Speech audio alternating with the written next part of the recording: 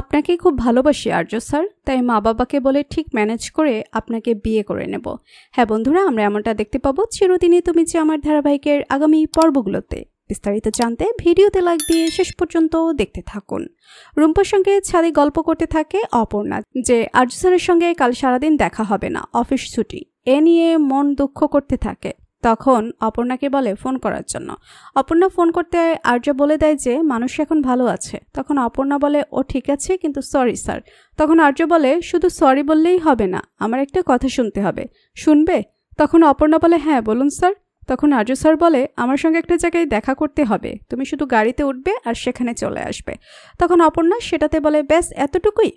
তারপর এদিকে আর্য তার মাকে প্রণাম করে বলতে থাকে যে আজকে বিশেষ একটা দিন, আমার মনের কথা সেই মানুষটাকে বলতে চাই আজকে। তখন রাজলক্ষ্মী খুশি হয়ে যায়। অন্যদিকে দেখা যায় অপর্ণা নতুন সাজে সেজে বাড়িতে বাবা মাকে বলেছে কোথাও একটা যাচ্ছে রূপার সঙ্গে আনন্দ করার জন্য। মনে আছে তোমার সঙ্গে যেদিন আমার প্রথম দেখা হয়েছিল সেই অটোতে আসার দিনের কথা?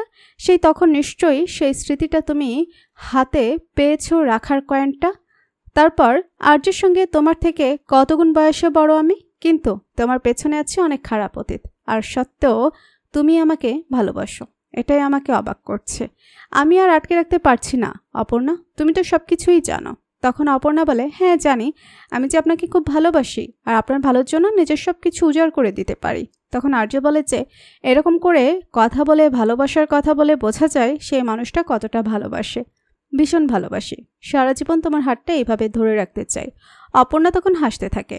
তারপরে দুজনে একসঙ্গে ডিনার করার পর গাড়িতে উঠে পড়ে অপর্ণা আর্যর মুখে আঙ্গুল দিয়ে বলতে থাকে যে আমি এমন একটা লোককে ভালোবাসি যে আমার থেকে বয়সে বড় এবং খিটখিটে মেজাজে হলেও ছেলে মানুষ।